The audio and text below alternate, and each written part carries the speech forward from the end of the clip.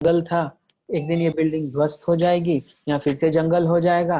ये सब जो तू देख रहा है अर्जुन, ये कर्म क्षेत्र मतलब वो पर्दा, वो प्रोजेक्टर स्क्रीन जो हमने चर्चा करी थी, वो तथा ज्ञाता के संयोग मात्र से है, जो उसको जानता है उसके संयोग मात्र से है। ये लोग आपस में कर रहे हैं, बाकी और कुछ नहीं हो रहा है। इसलिए हम कहते हैं ना, ज्यों की त्यों रख दी नी चदरिया, तो हमने चदरिया थी वैसी की वैसी वापस रख दी, छेड़खानी नहीं करी। भौतिक जगत में आप आ गए, आपको ये बता दिया गया कि आप वहां से गलती से गिर गए हैं, अब जाने की तैयारी करेंगे, बस और कुछ नहीं करेंगे। जितने में जिंदा रह सकते हैं उतने में जिंदा रहेंगे और जाने की तैयारी करेंगे। तो रोज सोने से पहले ये प्रश्न यदि आप अपने आप को पूछ लेंगे कि आज तैयारी में हम कितना आगे बढ़े, तो रोज आप इस तरह से सोएंगे कि हे प्रभु आज माफ कर दो, कल से तमीज से रहूंगा। रोज का चक्कर है। लेकिन वो जो ईमानदारी है कि हे कृष्ण आज माफ कर दो, वो भगवान को अच्छी लगती है, क्योंकि भगवान की ही कृपा से ये ज्ञान चक्षु खुला है कि आदमी अपनी गलती मानता है। बाकी आज का आदमी अपनी गलती मानता है कभी? जाके बोलो किसी को, 4 बात सुनाता है, अपनी गलती हरगिज नहीं मानता, कितनी भी क्यों ना कर ले। लेकिन ये चीज जो है, ये भक्तों के केस में नहीं है। भक्तों को अपने अंदर दोष ही दोष दिखते रहते हैं, कमी ही कमी दिखती है। ये मैं झूठी ह्यूमिलिटी की बात नहीं कर रहा हूं, ये झूठी विनम्रता नहीं है। ये वो विनम्रता है जहां सूरदास कहते हैं, अवगुण मोह से बिसरत नहीं, पल छिन घड़ी घड़ी। मुझसे गंदगी भूली नहीं जाती है प्रभु, तुम मेरी राखो लाज हरि। हे भगवान हरि, आप मेरी लाज रखिए। इस तरीके से अब आप अगला श्लोक देखिए, 13वें अध्याय का 28वां श्लोक। जो परमात्मा को समस्त शरीरों में आत्मा के साथ देखता है और जो यह समझता है कि इस नश्वर शरीर के भीतर न तो आत्मा न ही परमात्मा कभी भी विनष्ट होते हैं, वही वास्तव में देखता है। जो ये अच्छे से जानता है कि इस शरीर में जो आत्मा और परमात्मा दोनों बैठे, ये खत्म नहीं हो सकते, ये कभी भी खत्म नहीं हो सकते। अर्जुन, असलियत में तो वही देखता है, बाकी कोई नहीं देख पाता है, सिर्फ वही देखता है असली में। अजब गजब चीज है ये, इतने परिवर्तन हो रहे हैं, लेकिन साधु की आंख देखिए, उसकी आंख सिर्फ एक चीज पर टिकी हुई है। ये सब कुछ जो है ये प्रकृति के संयोग से हो रहा है। ये पिक्चर चल रही है, मैं इस पिक्चर का हिस्सा नहीं हूं। ये पिक्चर देखने की मैंने इच्छा कर ली, इसलिए अब 3 घंटे में इस हॉल में कैद जरूर हूं, बस। प्रभुपाद बहुत अच्छे से उदाहरण देते हैं कि साहब आप एक नाव में बैठ गए हैं, अब आपको इस किनारे से उस किनारे जाना है, बस इतना ही तो करना है आपको। तो आपको अगर इस किनारे से उस किनारे पे जाना है, तो बीच में ये यारी दोस्ती दुश्मनी जलन, इसमें टाइम क्यों खराब कर रहे हो? धैर्य पूर्वक खड़े रहो और उस किनारे के आने का इंतजार करो, बस इतना ही करना है, यही करना है हमको। हमें इस किनारे से इस किनारे तक जाना था। अब बीच में कितने लोग चढ़े, ठूसा ठूसी हो रही है, एडजस्टमेंट नहीं हो रहा है, कुछ लोग शोर मचा रहे हैं, कोई आपकी सीट पर आकर बैठ गया है, ये सब चल रहा है। खड़े रहो, किनारे के आने का इंतजार करो और उतर जाओ, बस उतर जाओ। तो ऐसे हमको जीना है प्रभु, ये हमको जीने का तरीका सीखना चाहिए। ये प्रभुपाद का दिया हुआ उदाहरण है, इसलिए मैं आपको कह रहा हूं। तो जो व्यक्ति दूसरों में आत्मा को देख रहा है और परमात्मा को देख रहा है, वो हिंसा नहीं कर सकता। हिंसा का मतलब ये नहीं है अपना काम नहीं निकलवाना। अगर उसकी ड्यूटी है और आप उसे पे कर रहे हैं, तो उसको उस समय तक आपके बंधन में रहना होगा। पर आप ये जानते हैं कि ये वास्तव में आत्मा है, और गुणों के कारण इस जगह पर है। तो जब गुणों के कारण उस जगह पे है तो उसको वो काम करना पड़ेगा। जब वहां से वो मुक्त हो जाएगी तो वो और आप समान है। आप भी एक बंधन में है, वो भी एक बंधन में है। हम सब जेल में हैं और हम अगर ये समझ लें कि एक दिन हम छूट जाएंगे, बस ये समझ जरूरी है। हम हमेशा जेल में नहीं रहेंगे, नो मैटर व्हाट, कुछ भी हो जाए हम हमेशा जेल में नहीं रहेंगे, निकल जाएंगे हम यहाँ से। 13वां अध्याय 29वां श्लोक देखिए। जो व्यक्ति परमात्मा को सर्वत्र तथा प्रत्येक जीव को में समान रूप से वर्तमान देखता है, वह अपने मन के द्वारा अपने आप को भ्रष्ट नहीं करता। इस प्रकार वह दिव्य गंतव्य को प्राप्त करता है। जैसे ही आपने परमात्मा को किसी के भीतर देखा, कीड़ा है, छोटी सी चींटी चल रही है, आप मार दो, मार सकते हो, बहुत जल्दी हो रही है पैर धरने की उसके ऊपर, लेकिन ध्यान रखना उसके भीतर परमात्मा है। रिएक्शन बनेगा, वापस बनेगा। लेकिन जो संभल गया, जो देख रहा है, वो अकारण हत्या नहीं करता। परंतु अगर उसने ये देख लिया कि ये चीज जो है मेरे कर्तव्य में आड़े आ रही है, तो उसको फिर मारना अनिवार्य है, क्योंकि ये भी परमात्मा की ही इच्छा है। इस तरह से दूसरे जीवों में समः सर्वेषु भूतेषु, सब लोगों में समान रूप से देखना, अपना काम करवाना है। और अपना काम, आप आत्मा है लेकिन आत्मा दूसरी आत्मा की नौकर है। भौतिक जगत में भी एक मालिक है दुकान में, एक दुकान का लड़का है, एक मैनेजर है, एक सीनियर मैनेजर है, एक जनरल मैनेजर है। तो सीनियर मैनेजर मैनेजर के ऊपर है, तो ये जो भेद है, ये भेद वास्तविक है, लेकिन ये क्षणिक है, मतलब ये थोड़े समय का है, वरना हम सब समान हैं। तो आप इसको ऐसे नहीं देखें कि आप अपनी रोजमर्रा की जिंदगी में जब एक दूसरे से व्यवहार कर रहे हैं तो आप उसमें कुछ प्रॉब्लम दे सकते हैं। आप अपनी रोजमर्रा की लाइफ में आराम से रहिए और डील कीजिए, डील कीजिए, परंतु अपराध नहीं हो जाए, इस चीज का आप ध्यान रखिए। अपराध नहीं होना चाहिए। क्या अपराध है? वो बच्ची है, बच्चा है, और उसका अभी इम्प्रेशनेबल माइंड है, या फिर वो ग्राहक आया है जो भोला भाला है और आप उसको ठग सकते हो, और आप जब उसको ठग लेते हो, यहां आप समान रूप से नहीं देख रहे। ये जो समभाव है, यही दोष है। आप समझे बात को? आप जब ये समभाव की दृष्टि से हट जाते हैं ना, और उसके बाद जब आप चीजों को गड़बड़ कर कुछ नहीं, क्या बिगाड़ लेगा सर, बिगाड़ लेगा, टाइम की बात है, बिगाड़ लेगा। इस तरह से इस चीज का ध्यान रखिए प्लीज। ठगिए नहीं, बिना बात के किसी जीव को कष्ट मत दीजिए। ये कोई सेंटिमेंटल चीज नहीं है, ये लौट के आप पर आएगी, फिर आपको प्रॉब्लम हो जाएगी। नेक्स्ट देखिए। जब विवेकवान व्यक्ति, सॉरी, 13वां अध्याय 30वां श्लोक। जो यह देखता है कि सारे कार्य शरीर द्वारा संपन्न किए जाते हैं, जिसकी उत्पत्ति प्रकृति से हुई है, और जो देखता है कि आत्मा कुछ भी नहीं करता, वही यथार्थ में देखता है। कितनी सुंदर बात है। इंद्रियां इंद्रियों के विषय में लगी हुई हैं, बिजी हैं, वो लगी हुई है। आंख देख रही है सुंदर दृश्य, नाक को खुशबू चाहिए, कान को अच्छे गाने चाहिए, जीभ को चटपटा खाने को चाहिए, ये लगे हुए हैं। जो यह देखता है कि सारे कार्य शरीर द्वारा संपन्न किए जाते हैं, आत्मा द्वारा संपन्न नहीं होता, ये शरीर संपन्न कर रहा है इनको। मिट्टी मिट्टी को खा रही है, ये मिट्टी, और जो खा रहे हैं वो भी मिट्टी। तो प्रकृति का ही प्रकृति से इंटरैक्शन चल रहा है।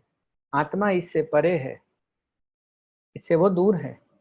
जो ये देखता है, जिसकी उत्पत्ति इस शरीर की उत्पत्ति प्रकृति से हुई है, और जो देखता है कि आत्मा कुछ भी नहीं करता। अब आपके फिर वही प्रश्न, बोल प्रभु जी कुछ कैसे नहीं करता? भाई कुछ ऐसे नहीं करता क्योंकि वो बैठ के पिक्चर देख रहा है। वो हीरोइन को छेड़ सकता है? नहीं छेड़ सकता। वो हीरो को सपोर्ट कर सकता है? नहीं कर सकता। वो विलन को गोली मार सकता है? नहीं मार सकता। कुछ नहीं कर सकता। वो हीरो के साथ खुश हो सकता है, विलन के साथ दुखी हो सकता है, लेकिन वो उन लोगों को छेड़ नहीं सकता। वो पिक्चर देखने आया है, ये उसका रोल है। वो पिक्चर देख सकता, छेड़खानी नहीं करता। पिक्चर जो है वो, मतलब अगर आपको थोड़ा सा सिनेमा के बारे में भी बताऊं ना, 1 सेकेंड में 7 फोटो है, वो cut cut cut cut cut cut जो एक साथ जुड़ती हैं तो गति में लगती है, बस है वो भी स्टिल फोटोग्राफ्स ही।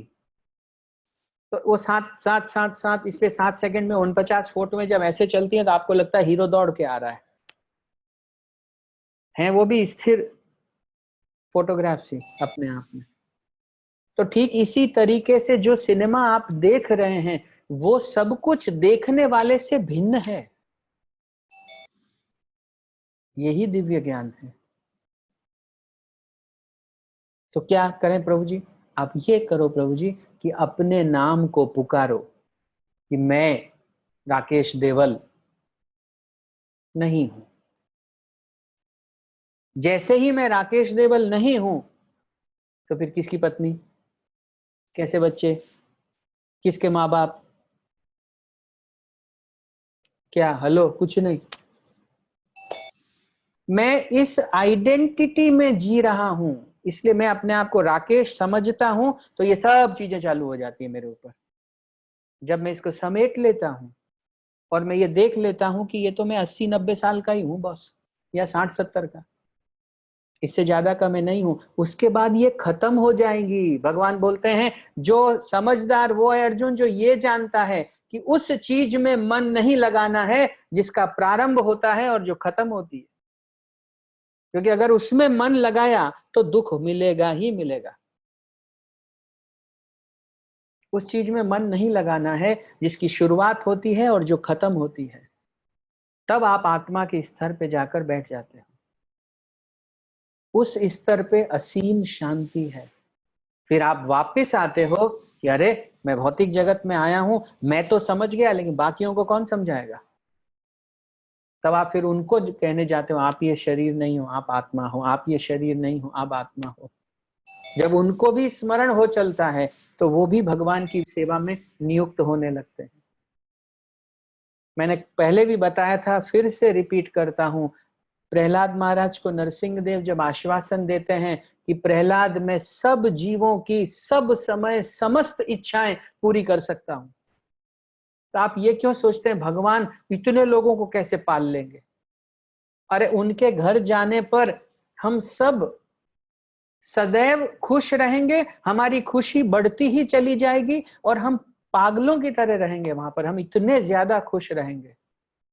हम यहाँ खुश नहीं रह सकते हैं।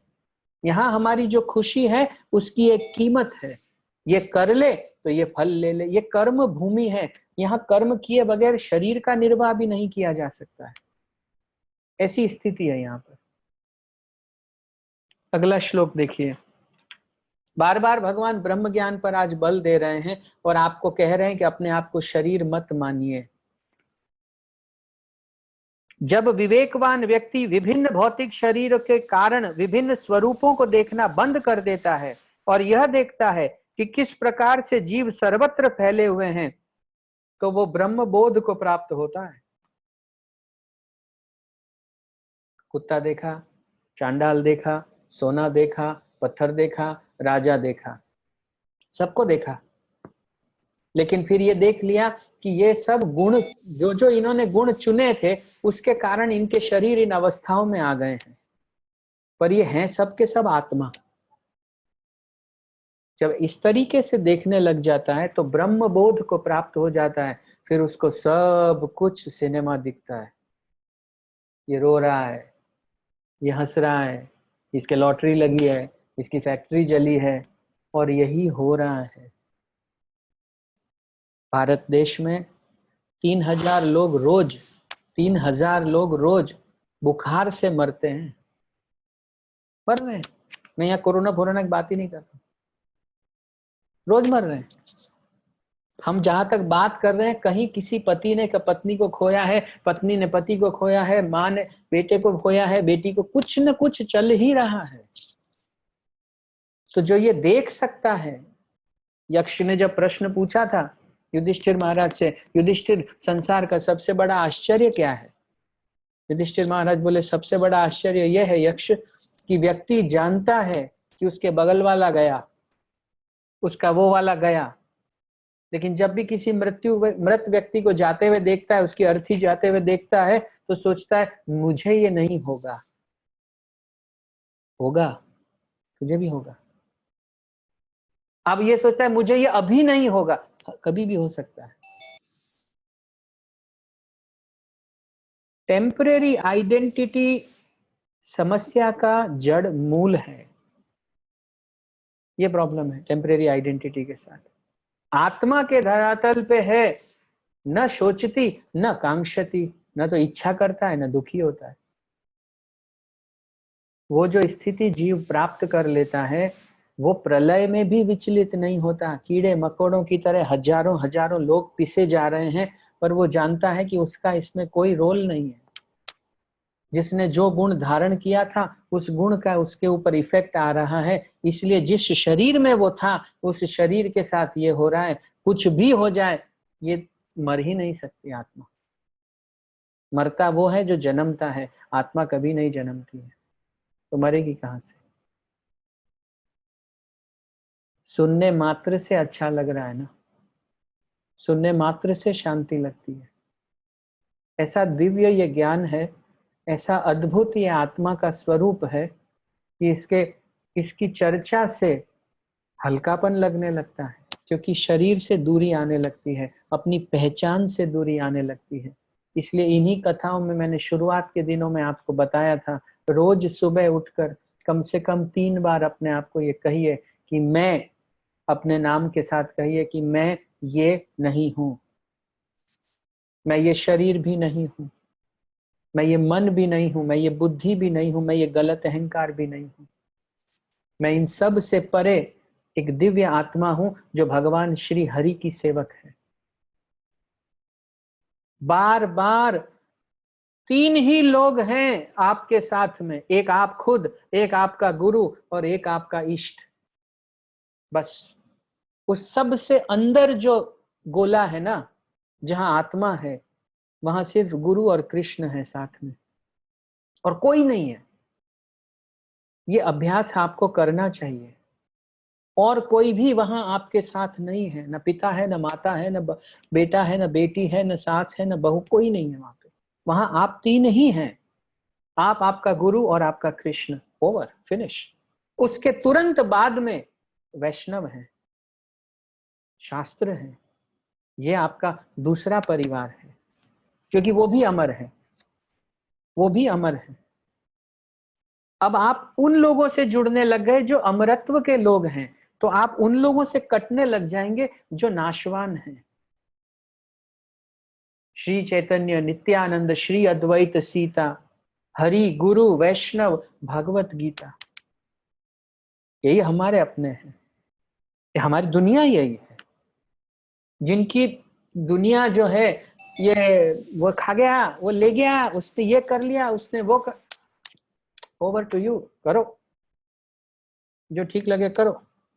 छोटा छोटा छोटा छोटा, कहाँ किसका, जब शरीर से निकल जाएंगे तो इसकी व्यर्थता इतनी ज्यादा महसूस होगी, इसकी व्यर्थता अभी महसूस करनी चाहिए। यही दिव्य ज्ञान है। आत्मा के स्तर पर ऐसे निवास किया जाता है। कर्तव्य करना है, उसमें कष्ट झेलना है। आज अर्जुन को अपने दादाजी को मारना पड़ रहा है, ये कष्ट है, पर कर्तव्य प्रथम है। तो आत्मा को है अपना काम करो, भगवान को याद करो, यहां से निकलो, यहां से निकलो। ये प्राथमिक चीज है। कोई पेसिमिज्म, नेगेटिविटी नहीं है, कोई निराशा नहीं है, ये वास्तविकता है। दुखालयम अशाश्वतम है, ये इधर से जाने का है। हम जीवात्मा हैं और भगवान श्री हरि के भक्त हैं। मैं यहाँ आत्महत्या की बात नहीं कर रहा हूं, वो भगवान की इच्छा है, वो कब तक हमें इस शरीर में रखेंगे। जब तक आप यहाँ हैं सेवा कीजिए, जब इससे बाहर निकल जाएंगे तो भी सेवा ही करेंगे। यही आपका स्वरूप है। जीवेर स्वरूप होए कृष्णेर नित्य दास। नहीं नहीं प्रभु जी, अभी मैं शरीर में हूं, कैसे सेवा कर सकता हूँ? तो वापिस गोलोक जाऊंगा तब सेवा करूंगा। हाँ, आप अंदर घुस गए, फंस गए तो भी सेवा कीजिए, नीचे चले गए तो भी सेवा करेंगे, ऊपर चले गए तो भी सेवा करेंगे। आगे देखिए, शाश्वत दृष्टि संपन्न लोग, जिनको अमर चीजें दिखती हैं, यह देख सकते हैं कि अविनाशी आत्मा दिव्य, शाश्वत तथा गुणों से अतीत है। वो लोग ये देख पाते हैं कि आत्मा जो है वो तीन गुणों के चक्कर में नहीं आती है, वो इससे परे है। हे अर्जुन, भौतिक शरीर के साथ बहुत सुंदर लाइन है ये, भौतिक शरीर के साथ संपर्क होते हुए भी आत्मा न तो कुछ करता है और न लिप्त होता है। कुछ नहीं करता, वो पिक्चर देख रहा है, वो छेड़खानी नहीं कर सकता वो। तो इतना ध्यान रखना। टिकट ले लिया, 3 घंटे के लिए फंस गए, बैठे रहो, बैठो आराम से।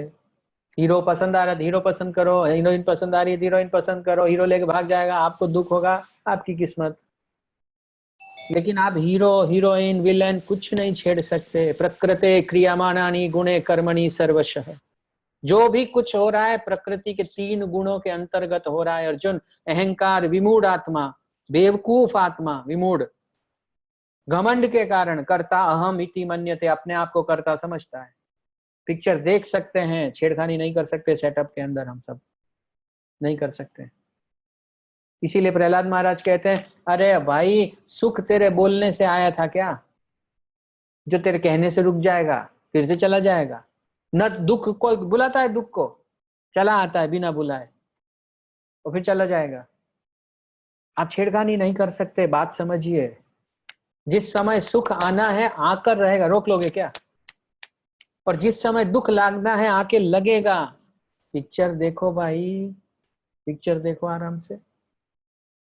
वो कब होगा? वो तब होगा जब आप नाम की उपाधि जो है, मैं इस नाम वाला हूं, ये नाम की उपाधि जो है, यहां से प्रॉब्लम चालू हो रही है। अगला देखिए, तो भौतिक शरीर के साथ संपर्क है आत्मा का, फिर भी लिप्त नहीं होता है, फंसता नहीं है। यद्यपि आकाश सर्वव्यापी है, भगवान बता रहे हैं कैसे। यद्यपि आकाश सर्वव्यापी है किंतु अपनी सूक्ष्म प्रकृति के कारण किसी वस्तु से लिप्त नहीं होता। ऊपर देखिए आकाश दिखता है, अनंत आकाश, ना आग में फंसता है, न पानी में डूबता है, न हवा से प्रभावित हो, बना ही रहता है। सब इसके अंदर करते रहो, जो करना है करो, ये आकाश खत्म नहीं हो सकता।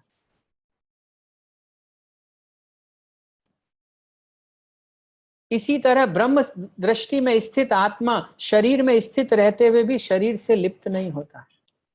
लेकिन कौन सी आत्मा लिप्त नहीं होती? जो ब्रह्म दृष्टि से स्थित है, जिसको ब्रह्म की ये दृष्टि प्राप्त हो गई है कि मैं शरीर से परे हूं, वो आत्मा लिप्त नहीं होती। मेरा बेटा, फंस गए भरत महाराज, हिरण के बच्चे को कौन पालेगा, उस तरह से। तो हमको इस ज्ञान को ऐसे धारण करना है कि हम, ये नाम नहीं है जो हमारा नाम है, ये जड़ है जिसके कारण एक खूंटा है, ये जिसके कारण एक रस्सी बंध गई। तो अब जब हम इस रस्सी से बंध गए तो एक छोटे से एरिया में कुछ टाइम तक घूम सकते हैं, बस, उससे ज्यादा नहीं हो सकता। अगला देखिए, 13वां अध्याय 34वां श्लोक। हे भरत पुत्र, जिस प्रकार सूर्य अकेले इस सारे ब्रह्मांड को प्रकाशित करता है, उसी प्रकार शरीर के भीतर स्थित एक आत्मा सारे शरीर की चेतना से प्रकाशित करता है। सिंपल है कहने को, पर एक आत्मा जो है वो सारे शरीर का पोषण कर रही है, सारे शरीर का। तो इसका क्या मतलब है किसी ने एक बार प्रश्न पूछा था कि इसका मतलब हमारे शरीर में बहुत सारी आत्माएं रहती हैं, इतने वायरस, इतने बैक्टीरिया, आप सही भी हैं और नहीं भी। तो आप कैसे सही हैं और कैसे नहीं हैं, ये देखिए।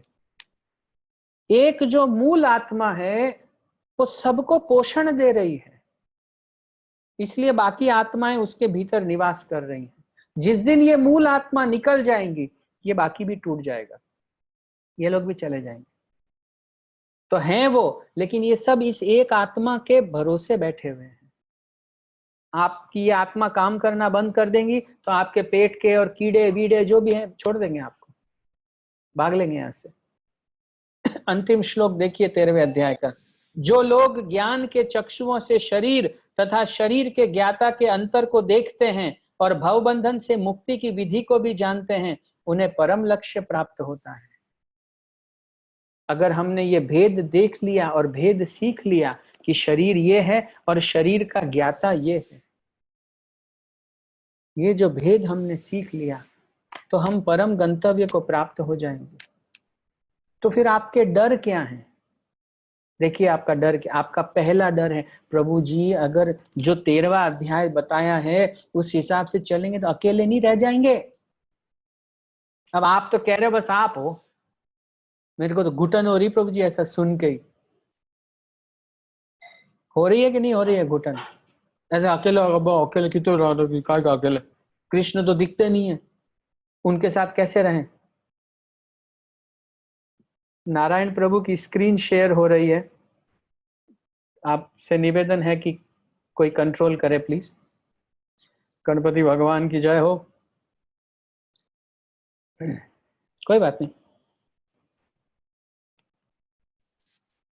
तो ये जो हमको घुटन हो रही है ना, ये जो हमको लोग चाहिए, बातें करनी है, लोग कहाँ है, अभी लॉकडाउन में आपका प्रॉब्लम क्या है? क्या प्रॉब्लम है? अरे जे वमुजे प्रभुजे जे वमुजे, अरे कैन वमुजे रियो कौन, अरे मीनक नहीं दिशे।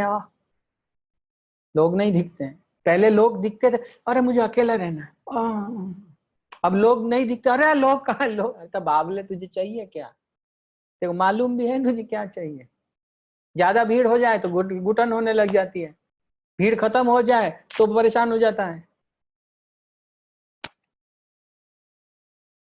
इधर प्रॉब्लम ही प्रॉब्लम है। इसलिए आप भक्तों का संग मत छोड़िए।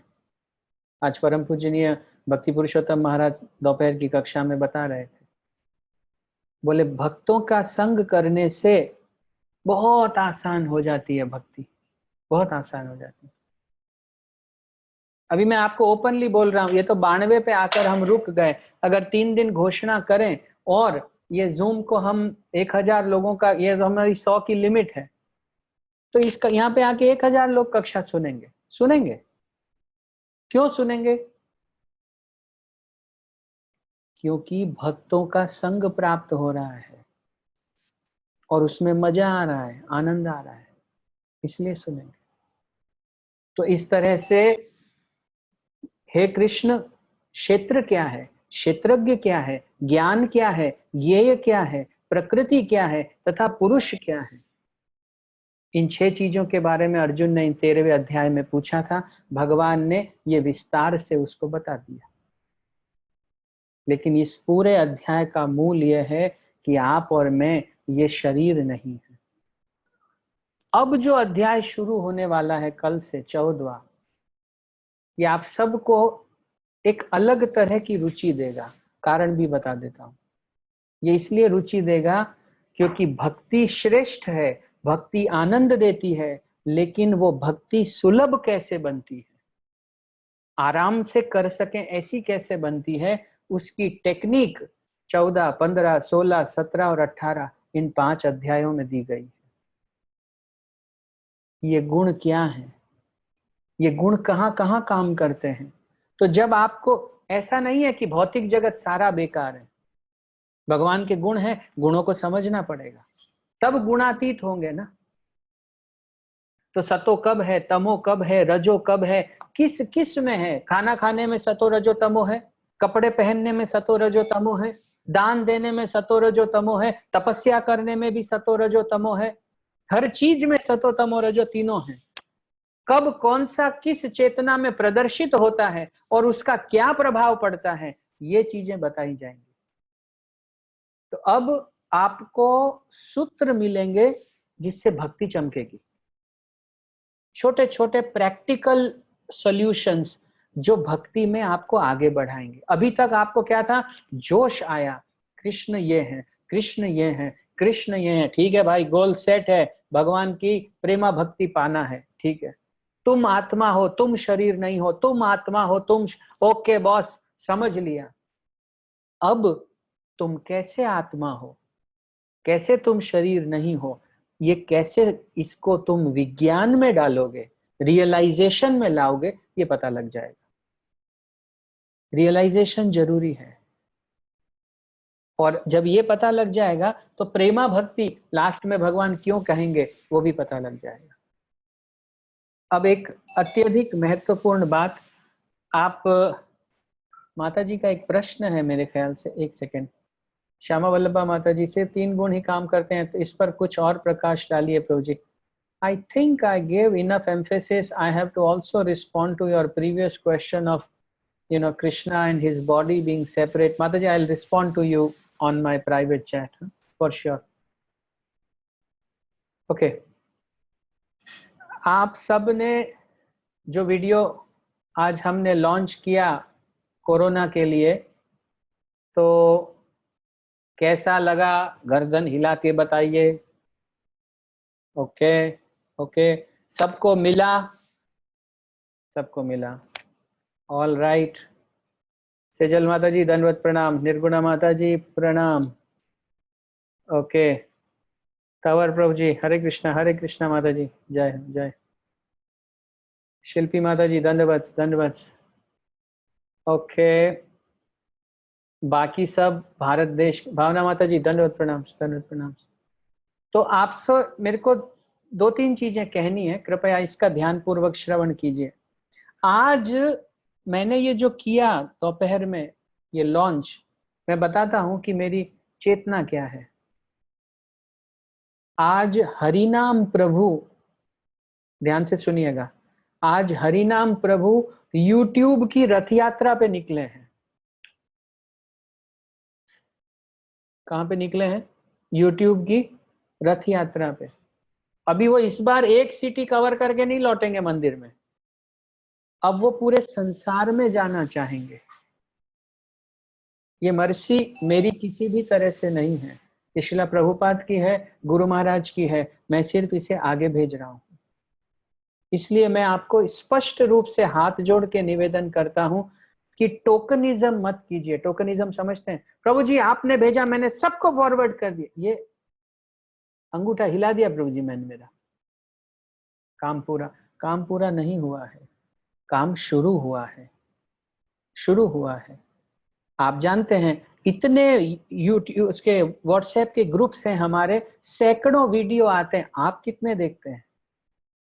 जो आप लोगों को सोचते हैं वो देखेंगे, 100 में से 1, 2, 3 लोग, 4 लोग।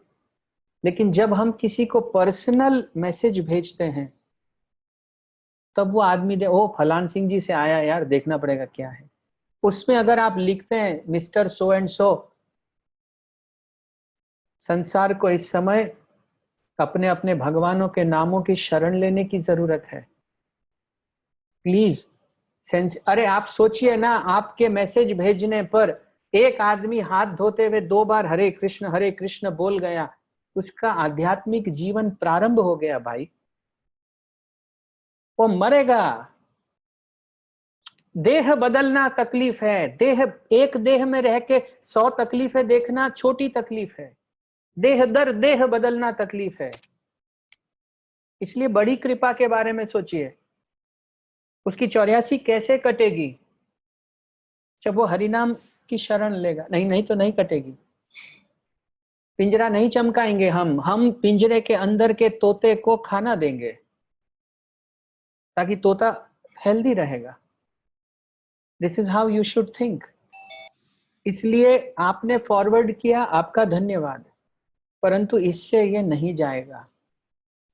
आप कष्ट उठाइए ना, मतलब प्रभु जी लीला सुनाइए, हमें तो भगवान की लीला, हमें भगवान से भी शोषण ही करना है।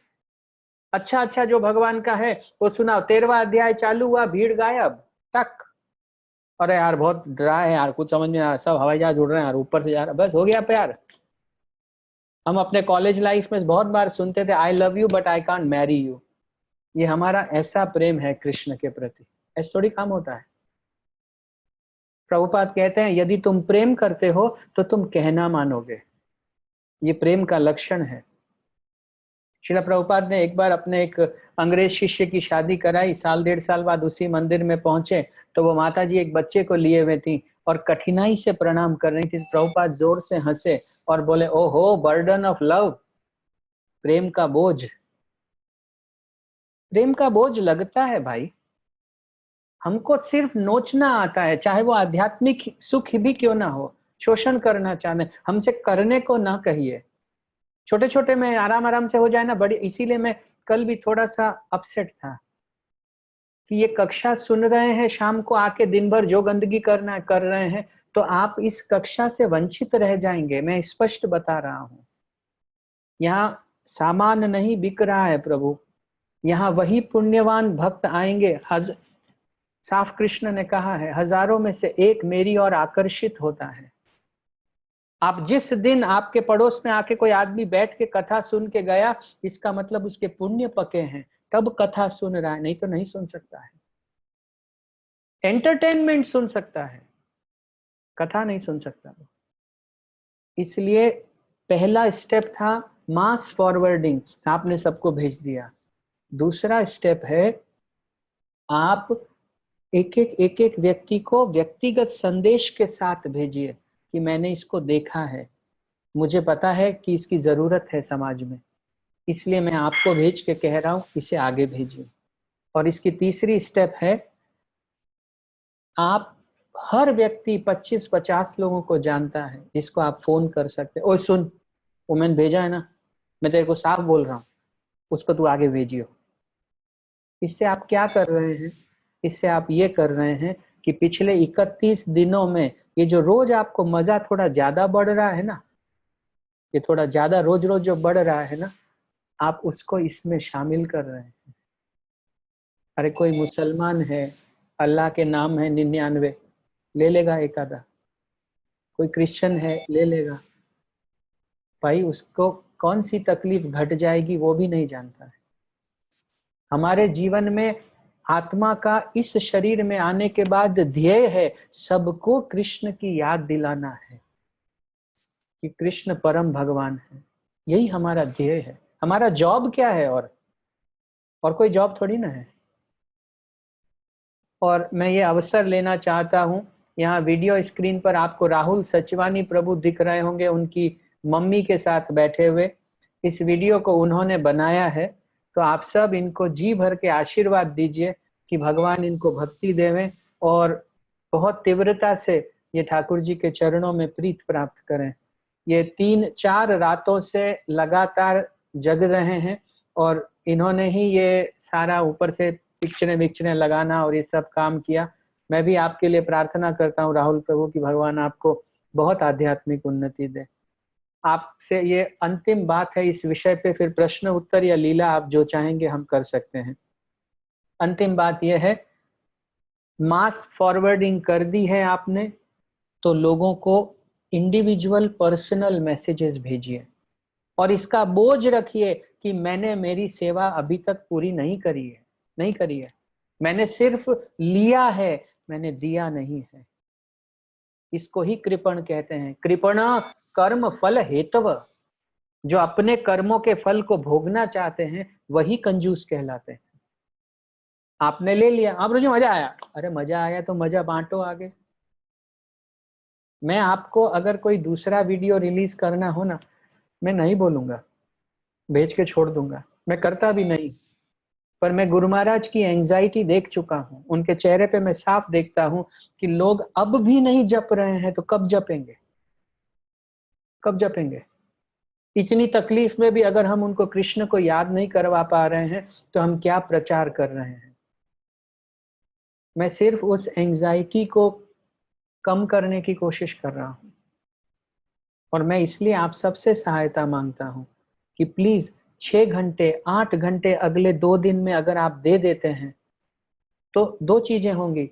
एक, जितनी बार आप किसी से बात कर कर कहेंगे ना कि यार कृष्ण का नाम लोग लेंगे तो इसको आगे भेज, लिख के देता हूं, इस कक्षा को सुनने से 3 गुना अधिक आनंद आपको उस सेवा में आएगा।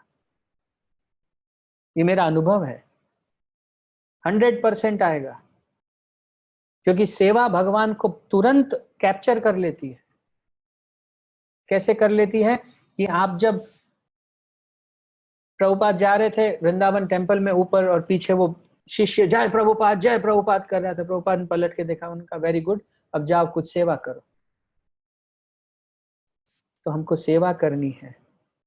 आप सबसे निवेदन है इसीलिए कि अगले 2 दिन, आज की शाम, कल का दिन और परसों दोपहर तक, इस अवधि में अगर आप सब ने मिलकर इसको लाख लोगों तक पहुंचा दिया तो वो चीज अपने आप पहुंच जाएगी बाकियों के पास, क्योंकि वो मशीन है, वो ऐसे ही काम करती है। मुझे भक्तों को ये संदेश नहीं पहुंचाना है, मुझे उनको पहुंचाना है जो भुगत रहे हैं लेकिन जानते नहीं है कि क्या करें। उनको देना है, इसको दीजिए, इसको पहुंचा दीजिए।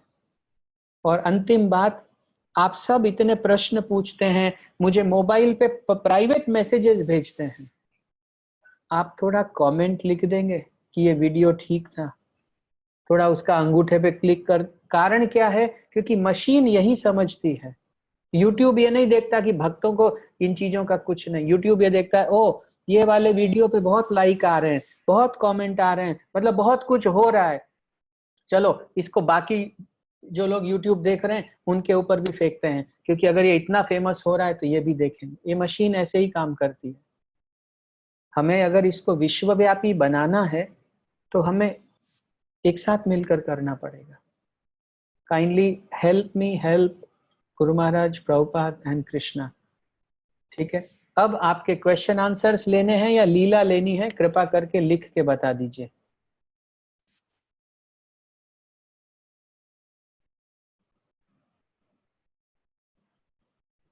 फिर से लीला।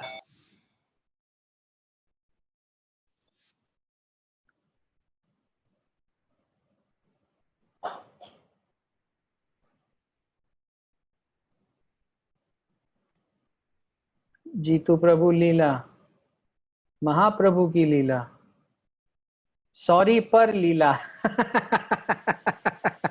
भाविका माता जी का मैसेज है। ओके फाइन, ठीक है जी।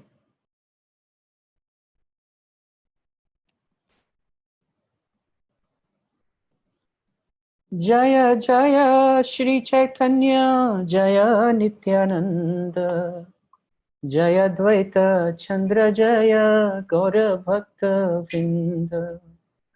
जय जय श्री चैतन्य, जय नित्यानंद, जय द्वैत चंद्र, जय गौर भक्त वृंद। जय जय श्री चैतन्य, जय नित्यानंद, जय द्वैत चंद्र, जय गौर भक्त वृंद। हम चैतन्य महाप्रभु की एक लीला ले रहे हैं। महाप्रभु की जो नटखटता थी वो इतनी ज्यादा थी कि वो इरिटेट कर देते थे। ये उनका मतलब विशेषता थी उनकी बाल लीला में। तो एक बार क्या हुआ कि एक व्यक्ति था जो केला बेचता था। तो यहाँ बंगाल में केले को कोला कहते हैं। तो वो फकीर था, नाम लेता था भगवान के, झोपड़ी में रहता था, केले बेचता था और आराम से अपना गुजर बसर होती थी। महाप्रभु सुंदर बहुत थे तो दौड़े दौड़े आते थे। 11-12 साल के महाप्रभु थे उस समय, और आकर उसको, उसका नाम श्रीधर था, उसको पूछते थे श्रीधर केले कैसे दिए। अब वो कोई भाव बताता, बोले निमाई महाप्रभु का नाम था, नीम के नीचे जन्मे थे इसलिए निमाई कहलाते हैं। तो बोले निमाई मैंने ये 10 रुपए दर्जन दिए, उदाहरण है। अब भगवान चालू हो जाते हैं, श्रीधर कहाँ जाएगा इतना पैसा लेके, लूट लूट के तेरा को नरक प्राप्त होना है श्रीधर, तू बर्बाद कर रहा है अपने आप को, ये वो दिस दैट, थोड़ी तो रेट ठीक लगा। अब श्रीधर बोलते ठीक है तेरे लिए निमाई 8 रुपए दर्जन, फिर 1 पैसा कम नहीं। अब महाप्रभु तेरा जाता क्या है, और प्रकृति पेड़ से उगाती है, और ये केला है तोड़ के ही तो लाया है, और किस बात के 8 रुपए, ठीक है 6 रुपए। अरे श्रीधर 6 रुपए ट्रांसपोर्टेशन कॉस्ट के अलावा तेरा जाता ही क्या है, वो तो तू तो हाथ में ही करते करते करते लास्ट में महाप्रभु 1 केला श्रीधर से मुफ्त में लेके और भाग लेते। और रोज श्रीधर यही सोचता कि कितना भी सुंदर क्यों ना हो, कल तो मैं उसके चेहरे की तरफ देखूंगा ही नहीं, मैं ये रोज रोज केले का मुफ्त में केले बांटने के लिए कहीं नहीं। दूसरे दिन निमाई आते, फिर से वही बातें चालू, फिर से वो रूप में मोहित हो जाता और 1 केला फ्री में। ये उनका नियमित आदान प्रदान था। महाप्रभु का संस्कार संपन्न होना था, जहां पर सभी ब्राह्मण आने थे, उनको यज्ञोपवीत जनेऊ पहनाने वाले थे, और आजू बाजू के संपन्न लोग आने वाले थे। तो महाप्रभु गए श्रीधर के पास, बोले श्रीधर मेरे घर पे कल पार्टी है, और सब फ्रेंड्स को मैंने बुलाया है, और तू तो मेरा डेली फ्रेंड है। जबकि एज में गैप कितना है, श्रीधर 50 साल से ऊपर है, महाप्रभु 10-11 वर्ष के हैं, पर महाप्रभु को यह है कि भाई श्रीधर मेरा फ्रेंड है। तो बोले श्रीधर पार्टी में आना है। श्रीधर बोले बिल्कुल ठीक बात है, मैं आऊंगा। बोले आना है, पर ये फटे हाल नहीं आना है, ये फटी हुई बनियान और ये फटी हुई धोती और ये गंदे कुचले ऐसे नहीं आना है, एकदम बढ़िया तैयार होके आना, और सुन खाली हाथ मत आना, कुछ गिफ्ट विफ्ट लेके आना। अब श्रीधर मन ही मन सोच रहे हैं कल एक बार पूरा केले की थैली वो भर के लाऊंगा, वो टोकरी में से सारे केले बिक जाएंगे, और उसके बाद ड्रेस खरीद लूंगा, गिफ्ट भी ले लूंगा, फिर शाम को जाऊंगा। अब सुबह सुबह पूरे उत्साह से वो टोकरी में केले भरे गए, खूब चिल्लाए केले ले लो, बढ़िया केले पके हुए, ये वो दिस दैट, 1 केला नहीं बिका। वो सब भक्त जो भगवान को रिझाना चाहते हैं, लीला में ध्यान रखें सिद्धांतों को। जब कृष्ण को प्रसन्न करना होता है ना, तो ये कष्ट बहुत ज्यादा आते हैं, ये आसान नहीं है। भगवान निचोड़ देते हैं, क्योंकि फिर वो भक्त को ऐसा कर देते हैं कि वो उनके पूरा भरोसे चला जाता है। यही स्थिति श्रीधर की हो गई, 1 केला नहीं बिका। शाम को वो भरी हुई टोकरी लाके और श्रीधर ने झोपड़ी में रखी। अब वो कभी कुर्ता देखे, कभी धोती देखे, ऊपर से गिफ्ट नहीं। फिर निमाई का सोचे यार वो बच्चा इतना बोल कर गया है, मैं नहीं जाऊंगा तो बुरा लगेगा। आखिरकार वो जाने को हुए तो अपनी झोपड़ी को टटोल रहे हैं, तो लकड़ी का एक वो होता है जिसपे सपोर्ट था, उसमें एक सुपारी का टुकड़ा रखा हुआ था। बिना सोचे ऐसे ही वो रख के हाथ में और चल दिए। वहां गए तो पीले कलर की धोती में महाप्रभु का तेज इतना प्रबल था, और सब तरफ से लोग उनको घेरे हुए थे। तो बंगाल में फैशन होती है, ये ऐसे संस्कारों में कपड़े ला ला कर देते हैं या इत्र ला कर देते हैं, इस तरह की सामग्री देते हैं। अब सब दे रहे हैं, और श्रीधर जो है वो कोने में दूर खड़े हुए अपने कपड़ों को देख रहे हैं, अपनी गरीबी पर शर्मिंदा हो रहे हैं। अचानक से इतने मेहमानों से घिरे होने पर भी महाप्रभु जब देखते हैं कि ओ श्रीधर आया है, तो वो उस भीड़ को छोड़ते हैं और भाग के श्रीधर की तरफ जाते हैं। और बोले इतना देर कर दी तूने, और फिर जाते ही कान में जाके बोलते हैं मैंने कहा था ना कपड़े अच्छे पहन के आना, ऐसे ही चला आया मैंने तेरे को, तो बोला मेरे पार्टी में शर्म आती, मेरी इज्जत खराब हो रही है, अब यहाँ पे ऐसे ड्रेस पहन के आ गया। अब श्रीधर रोने जैसे हो गए, बोले निमाई 1 केला नहीं बिका यार, मैं सोचा था कि सारे केले बिक जाएंगे, मैं ड्रेस ले लूंगा, तेरे लिए गिफ्ट भी। तो बोले गिफ्ट नहीं लाया, तो वो जो सुपारी का टुकड़ा था वो पीछे लग दिया। बोले हाँ झूठ बोल रहा है, गिफ्ट लाया है। श्रीधर की आंख से आंसू चले आए। बोले निमाई प्लीज इस तरह मजाक मत उड़ाओ, कुछ भी नहीं है। बोले कुछ भी नहीं है तो फिर हाथ में क्या है? बोले निमाई कुछ भी नहीं है। निमाई और श्रीधर आपस में भिड़ लिए। श्रीधर के हाथ से वो सुपारी का टुकड़ा निमाई ने छीन लिया। अब जब छीन लिया, श्रीधर ने अपनी गर्दन झुका ली,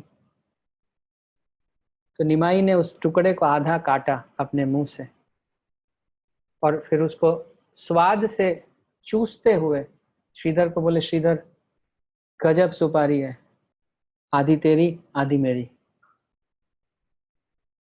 श्रीधर को जबरदस्ती मुंह में वो सुपारी का टुकड़ा महाप्रभु जिस समय रखते हैं, तो आसपास के सारे लोग जो हैं वो एकदम से दूर हो जाते हैं और वहां पर पूरा ब्रह्म का प्रकाश जो है वो व्याप्त हो जाता है और श्रीधर एकदम चमक जाते हैं कि हो क्या रहा है। और फिर जब कुछ नहीं दिखता है, उस समय श्रीधर जब नजर उठाते हैं तो वहां पर श्रीधर को कृष्ण और बलराम दिखते हैं और भगवान की आवाज वहां से आती है, श्रीधर मैं इतना ज्यादा खुश हूं तेरी भक्ति से कि तू जो चाहता है मांग ले, मैं सब कुछ तुझे देने को तैयार हूं।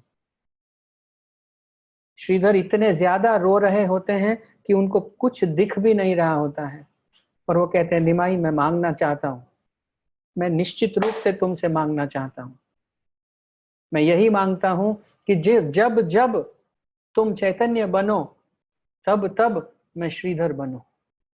मुझे इसके अलावा और कुछ भी नहीं चाहिए। बस यही मेरी एकमात्र इच्छा है निमाई, और मैं हाथ जोड़कर तुमसे प्रार्थना करता हूं कि तुम मेरी इस इच्छा को पूरा कर दो। जिस जिस जन्म में तुम चैतन्य लीला करो, उस जन्म में मैं श्रीधर बनकर आऊं। महाप्रभु प्रसन्न होकर श्रीधर को आशीर्वाद देते हैं कि मैं तुम जैसे भक्तों के सामने बिका हुआ हूं श्रीधर, तुम सब मेरे प्राण हो, इसलिए मैं ये आशीष देता हूं कि जब भी चैतन्य लीला होगी तब तुम केले बेचने वाले श्रीधर ही बनोगे। तो जब आप सब लोग मायापुर आओगे तो हम उस स्थान पर चलेंगे जहाँ श्रीधर केले बेचा करते थे। और आज भी मायापुर की परिक्रमा के दौरान सभी भक्त वहां जाकर कोला बेचा श्रीधर से आशीष मांगते हैं कि जो भक्ति उनकी चैतन्य महाप्रभु के प्रति थी, वो भक्ति का एक अंश भी अगर हमें प्राप्त हो जाए, उस सरलता का एक अंश भी यदि हमें प्राप्त हो जाए, तो जीवन में कुछ भी नहीं चाहिए, नथिंग।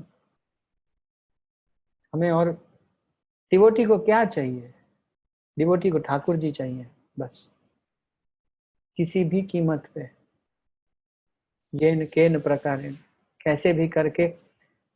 हम कब आएंगे मायापुर? ओके, ये प्रश्न आया है कि हम मायापुर कब आएंगे। आप मायापुर आएंगे, निश्चित रूप से आप सब मायापुर आएंगे, क्योंकि मायापुर वृंदावन से अभिन्न है और चैतन्य महाप्रभु की लीलाएं कृष्ण की लीलाओं से ज्यादा मीठी इसलिए हैं क्योंकि चैतन्य महाप्रभु की लीलाओं में राधा रानी और ठाकुर जी दोनों एक साथ हैं। और ये लीलाएं सैकड़ों दिनों की भगवत गीता के पाठ पे भारी पड़ जाती हैं। मुझे भी नहीं पता ये कैसे होता है, पर ये दिव्य है। सरल बात थी कहने को, लेकिन तीव्रता से विरह प्रकट होता है हृदय में कृष्ण के लिए। ये महाप्रभु की लीलाओं की विशेषता है। ये तो कुछ नहीं है। अगर हमने ये भगवत गीता की जगह चैतन्य चरितामृत की क्लास करी होती ना, तो 3-3 साढ़े 3 घंटे रोज करते, क्योंकि हमारे पास कोई काम तो है नहीं। कल ही मैं अपनी एक मौसी से बात कर रहा था, वो बोलती हैं तुम्हारे मौज है। मैंने कहा आपको प्रॉब्लम क्या है? हमारे मौज ही है। और हमारी मौज इसलिए कि हम किसी का कुछ बिगाड़ते हैं नहीं, हम अपना ठाकुर जी के विषय में सुनते हैं, मजे से उनका खाया हुआ खाते हैं, उनका जूठा, हमारे मौज है।